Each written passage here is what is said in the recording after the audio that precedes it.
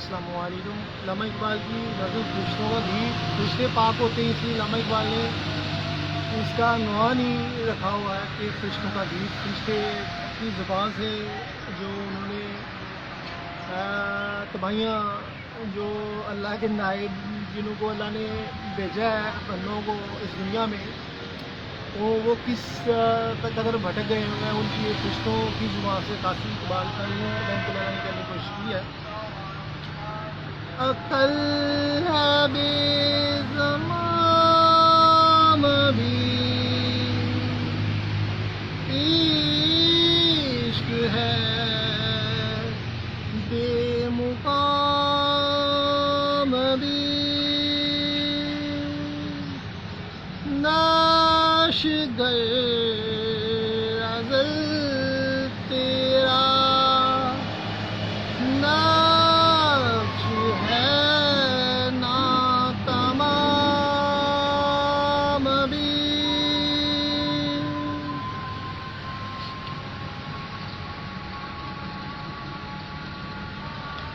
کھل کے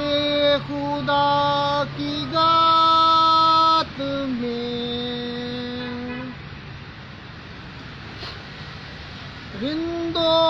فقیر ہو میر و پیر، تیرے جہاں میں ہے وہی گردش صبح و شام بھی، تیرے امیر مال مست، تیرے فقیر حال مست، بندہ پوچھا گرد بھی خواجہ بلند قام بھی، دانش و دین و علم و فن، بندگی ہوس تمام، عشق گرا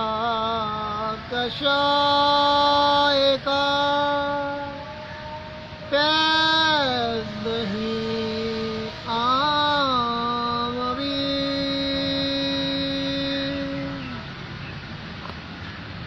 جوہر زندگی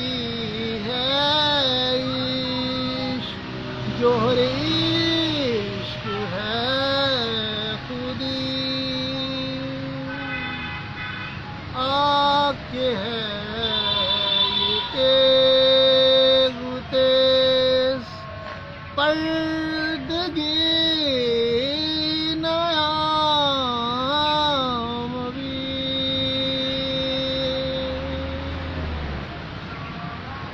یہ علامہ محمد اقبال کی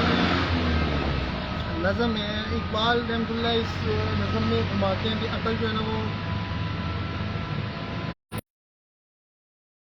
سنا لیتی ہے، اور جب عشق جو ہے نا وہ بیچارہ بے مقام ہے۔ اکثر میں عشق کی ڈیفینیشن جیسے میں بیان کرتا ہوں کہ عشق پاکیزہ ہستیوں میں حلول کرتا ہے، تو اب کوئی شخصیتوں سے ملتی نہیں ہے عشق کو، وہ صحراؤں جنگلوں بیابانوں میں بھٹکتا ہے، کسی شخصیت میں حلول کر سکے جو یک رنگ ہو، جو اچھی شخصیت ہو، تو لہٰذا عشق بے مقام ہے کیونکہ اسے کوئی ایسا وجود نہیں ملے گا، کوئی ایسی پاکیزہ روح نہیں ملی جس میں وہ حلول کر سکے۔ تو لہٰذا اللہ کی ذات تک تیرا جو یہ کائنات کا نظام ہے نا، یہ بددستور ناتمام ہے، کیونکہ جب کوئی اچھی شخصیت نہیں ہوگی تو عشق ان کی میراث کسی کو نہیں ملے گی، تو عشق ویک نہیں ہے، عشق میراث نہیں ہے، روح کی پکیزگی منزل کا نشان ملتا ہے۔ تو اگر پکیزگی نہیں ہے کسی میں، تو لہٰذا پھر کیوں کر ممکن ہے کہ اللہ تعالیٰ کسی کو اپنا نائب بنائے یا عشق کی دولت سے سرفراز کرے؟ تو یہ اس میں یہ بیان کیا ہے۔ تو لہٰذا جب اشاق ہی نہیں ہوں گے، چاہے عشق حقیقی کے والے سے ہو، چاہے عشق مجازی کے والے سے ہو، تو پھر کیا ہوگا کہ کائنات کا حسن نہیں پائے گا، اور کیونکہ پھر کیا ہوگا، ہوس کے پجاری، خود ساختہ نظریات کے پجاری، اپنی پوجا کرنے والے لوگ جو خدا کو چھوڑ کے اپنے نظریات کی پوجا کرتے ہیں، اور شیطان کے ہاتھوں جنہوں نے اپنے ایمان بیچ دیے ہوئے ہیں، ان کی پھر کائنات پہ وہ قبضہ جما لیتے ہیں، اور یوں مرد مومن اور اللہ کا نائب کا تصور ختم ہوتے، معاشرے میں جنگل کا قانون پروان چڑھتا ہے، اور یوں ظلم و زیادتیوں کا دور دورہ، اور جیسے رشتے تباہ ہو جاتے ہیں، احساس ختم ہو جاتے ہیں۔ تو اگلے اشعار میں یہی مفہوم باندھ دیا اقبال رحمۃ اللہ نے، جو ابھی اس کی وضاحت کی ہے کہ خلق خدا کی گات میں رنگی افتی ہو گی، سبھی جو ہے نا مخلوق خدا کو لوٹنے پہ لگے ہوئے ہیں، ان کو کوئی اس کی زمینوں پہ قبضہ کر رہا ہے، کوئی اس سے پیسے، اور کوئی کسی کی سوچیں ہائی جیک کر رہا ہے، کسی کو نظریات اپنے نظریات کے تحت چلانے کے لیے لوگوں کو بیوقوف بناتے ہیں، مختلف قسم کے سبز باغ دکھا کے، کوئی دھمکی کے ذریعے، کوئی سبز باغ دکھا کے، کوئی کسی کی سوچ کو کسی نہ کسی طرح سے ٹریک کر کے پھندے مختلف لگائے ہوئے ہیں ان سب لوگوں نے، اور کسی نہ کسی طرح ان کو پھندوں میں پھنسا کے پھر وہ اپنی جانکاری پہن کر ہیں۔ تو اللہ کی ذات کا کوئی ایسی ہستی نہیں ہے جو تیرے نظام کو نافذ کر سکے، جو تیرے نظام کے تحت ہی معاشرت کو پروان چڑھائے، جیسا تو چاہتا ہے ویسا ہی وہ رہے۔ لہٰذا تیرا جو صبح و شام ہے وہ وہاں پہ بدستور روشنی ہوتے ہوئے بھی تاریخی ہے، کیونکہ وہاں پہ بہار نہیں ہے، بلکہ وہاں پہ خزاں ہے، کیونکہ دم عارف نسیم سلطم ہے، اسی سے ریشان آئینی میں نام ہے۔ تو یہ اللہ کا بندہ ہوگا تو پھر ہی کائنات میں اس کی بہار لوٹے گی، اور کائنات کا، کیونکہ اللہ کے بندوں پہ اللہ تعالیٰ کی تجلیات کی بارش ہوتی ہے، اور وہی پھر اللہ کے اقامات کے مطابق کائنات میں چلتا ہے۔ تیرے امیر مال مست، تیرے فقیر حال مست، بندہ ہے تو اونچا کر درجی، خواجہ بلند مام ابھی۔ امیر اپنے دولت کے نشے میں گم ہے، اور جو غلام ہیں، جو نوکر ہیں، وہ بھی اپنی اس جو جن حالات میں گرے ہیں وہ ان کو پسند کرتے ہیں، ان کو کبھی بھی نہیں ہے کہ وہ اپنے آپ کو بہتری کی طرف لے کے جائیں، بلکہ وہ بس کھانے کے لیے روٹی مل گئی اور کسی کی چاکری کر لی، یا جو بھی جہاں پہ بھی آپ دیکھیں اسی طرح کا مفہوم علامہ اقبال نے دوسرے اشعار میں بھی باندھا تھا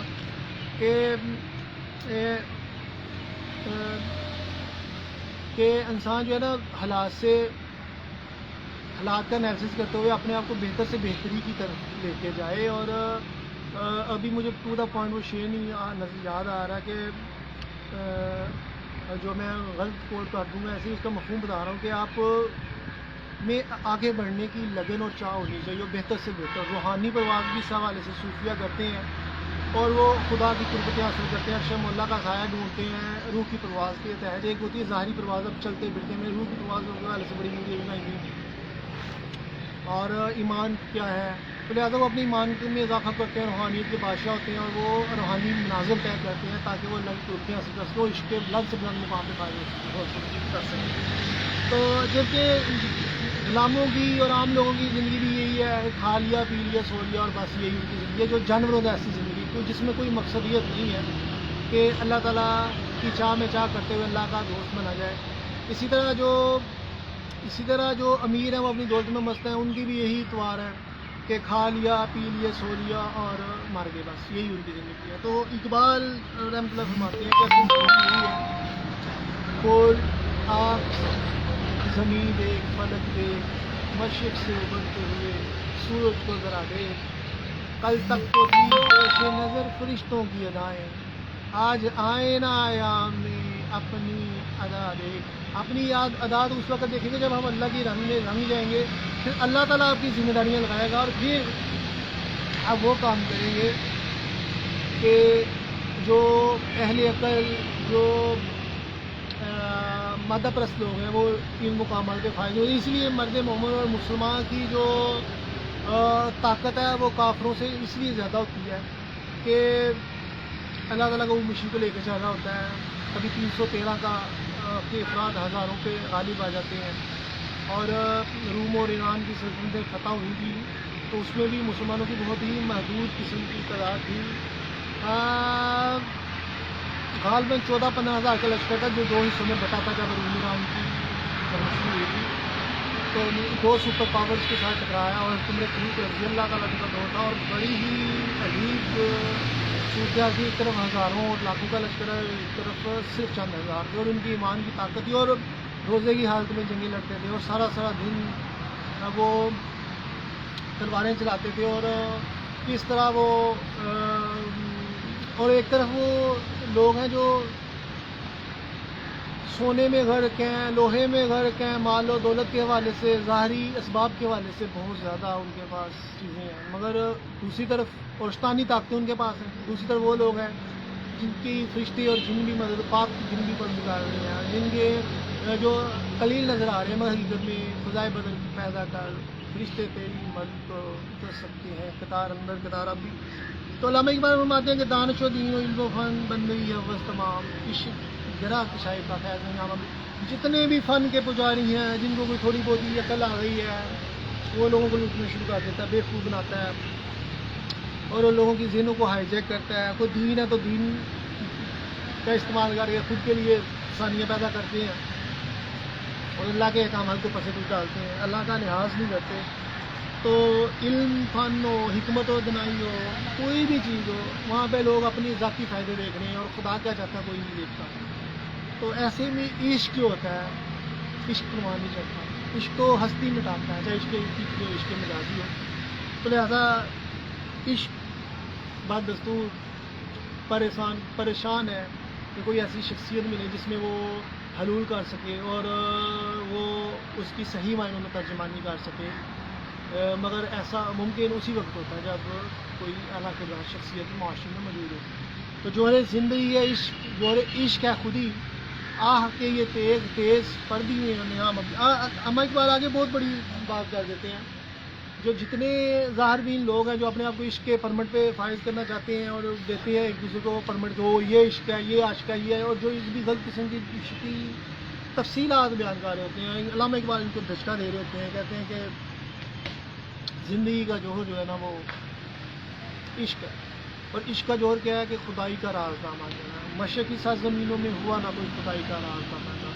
مومن کی فراست سے بجو اللہ کے نور سے دیکھتے ہیں.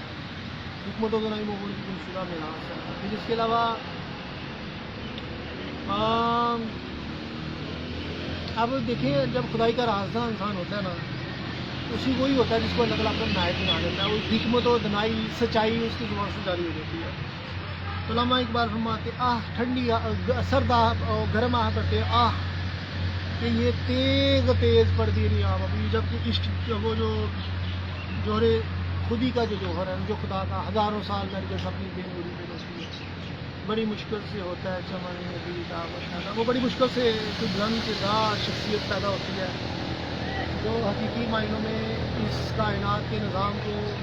اللہ تعالیٰ کے نظام کو سمجھتے ہوئے، جیسے صوفیہ اعظم داتا صاحب، خواجہ صاحب، اور جتنے بھی صوفیہ اعظم ہوئے ہیں، غوث اعظم رحمۃ اللہ علیہ، لال شہباز قلندر، اور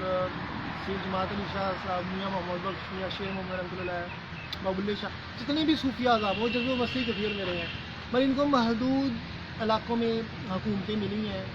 مگر علامہ اقبال تو فاتح عالم کا تصور دیتے نظر آتے ہیں. تو ہے فاتح عالم خوب و زشت، تجھے کیا بتاؤں تیری سرنوشت. اور ایک جگہ پہ کہتے ہیں کہ تو اپنی تقدیر اپنے قلم سے خود لکھ، خامہ حق ہے کیا تیری خالی جبین کی ہے. یعنی کہ تو اپنی تقدیر، کیونکہ تو نے اپنی تمام خواہشات نفس کو ختم کر دیا ہے، تو اللہ تعالیٰ کی ذات پاک کے رنگ میں رنگے ہو، تو اب جو تو چاہے گا وہ اللہ چاہے گا. حدیث قدسی کا مفہوم بھی حفظ ہوتا ہی کرتے ہیں. اور سرکار نے مشرق پہ خاک پھینکی تو اللہ تعالیٰ کہتا ہے کہ یہ آپ نے نہیں خاک پھینکی، میں نے پھینکی. اور اسی طرح کہ وہ بندے کا چلنا اللہ کا چلنا ہو جاتا ہے، اور اس کا بولنا اللہ کا بولنا ہو جاتا ہے، جو اللہ کے رنگ میں رنگ جاتا ہے. مگر یہ مقام بہت ہی بڑے ہیں. یہ اس وقت آتے ہیں جب انسان فنا فی اللہ سے بقا باللہ کی منازل طے کرتا ہے، اللہ کے عشق میں اور اللہ سرکار صلی اللہ علیہ وسلم کی شریعت اور طریقت پہ عمل کرتے وہ مقام حاصل کرتا ہے کہ جہاں پہ خود کے فائدے ختم ہو جاتے ہیں، بلکہ وہاں پہ تو تسخیر کائنات جو ہے نا وہ مشن ملتا ہے، اور یوں چراغ سے چراغ چلتے ہیں، اور پوری دنیا میں توحید کا مفہوم اجاگر ہوتا ہے. زندہ قوت بھی توحید کبھی اب فقط مسئلہ علم و کلام. اب دیکھیں لوگ خدا سے بغاوت کی وجہ سے ساتھ نہیں ہوتا. عورتیں پردہ نہیں کرتی ہیں, مرد جو ہے وہ اپنی عورتوں کی عزتوں کی حفاظت نہیں کر سکتے, سیاستدانوں حکمران قوموں کی تقدیر نہیں بدل سکتے, نکھٹو ہیں, بد کردار ہیں, جھوٹ بولنے والے ہیں, اپنے ذاتی فائدے دیکھتے ہیں, علماء دین بیچ کھا رہے ہیں. یہی تمام اقبال کی اس نظم کا مفہوم نکلتا ہے. تو ایسے میں خدائی کا جو نظام ہے کہ مخلوق خدا کی بلائی جانا, خود پیٹ پہ پتھر مانگ کے کسی کے لیے آسانیاں پیدا کرنا, اللہ تعالیٰ کے نظام کو رائج کرنا, ظالم کا راستہ روکنا اور یزیدی سوچوں کا کلا کما کرنا, ایسی سوچیں جو اپنے مفاد کے لیے قوانین کو یا دین کو استعمال کرتی ہیں, ان کے بھی علامہ اقبال نے جو ہے نا وہ حوصلہ تشکیل دیا اور فرماتے ہیں کہ صرف اور صرف اپنی ہستی مٹاتے ہوئے اشعار جو ہے نا وہ اللہ کی توحید کا پیغام سناتے ہیں. اور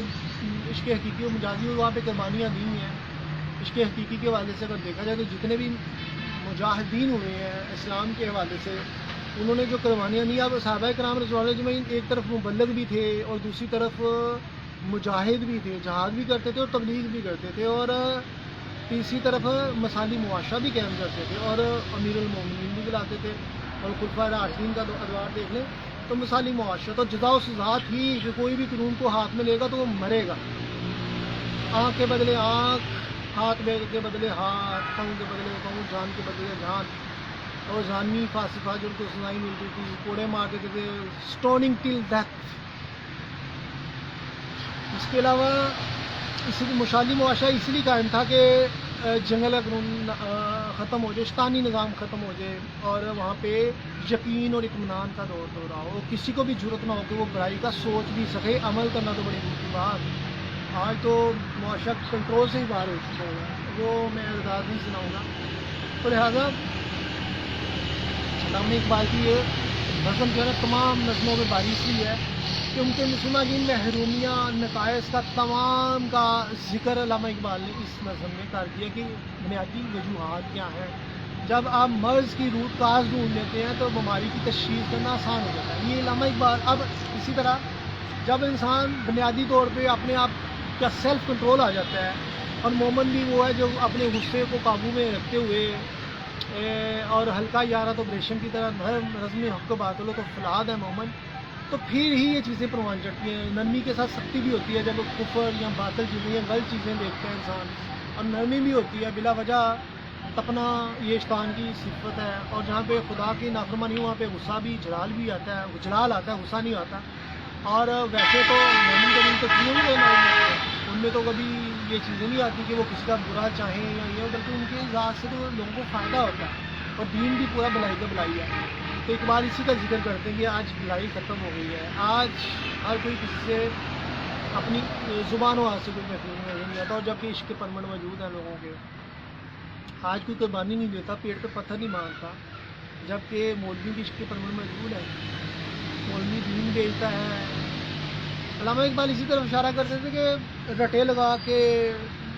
قرآن حفظ کر لینا, تشریح کر لینا, احادیث حاصل کر لینا کوئی بڑی بات نہیں ہے. اصل بڑی بات یہ ہے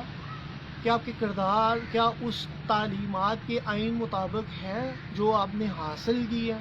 نہیں تو تم سے وہ جاہل بدرجہ بہتر ہے جس نے اتنا رموز و کاف نہیں جانتا مگر وہ باقی کردار ہے. اس کی زبان و ہاتھ سے دوسرے محفوظ ہے, باقی کردار نہیں ہے, اور مخلوق خدا کی بھلائی چاہنے والا ہے, وہ اس سے بہتر ہے جو بڑے نالج والے ہیں مگر ان کو تو اللہ کے دین کا لحاظ نہیں کرے, بلکہ انہوں نے تو صرف دین اس لیے حاصل کیا کہ وہ اس کو بھیج سکیں اور اس کو لوگوں کو اپنے لیے مفادات حاصل کر سکیں لوگوں سے, مگر ان کی یہ چاہ نہیں ہے کہ لوگ اللہ کے رنگ میں رنگ جائیں, یہ نہیں ہے ان کا. تو لہٰذا اسی لیے علامہ اقبال ایک جگہ فرماتے ہیں کہ بیابانوں میں, صحراؤں میں سلیمان علیہ السلام جیسی ہستیاں پڑتی ہیں, یا جتنے بھی اللہ کے نبیوں نے جنگلوں بیابانوں صحراؤں کا رخ کیا ہوا ہے. اب کعبہ کی تعمیر کے وجہ سے ابراہیم کا جو قربانی ہے وہ آپ کے سامنے ہے, اسماعیل کی قربانیاں. تو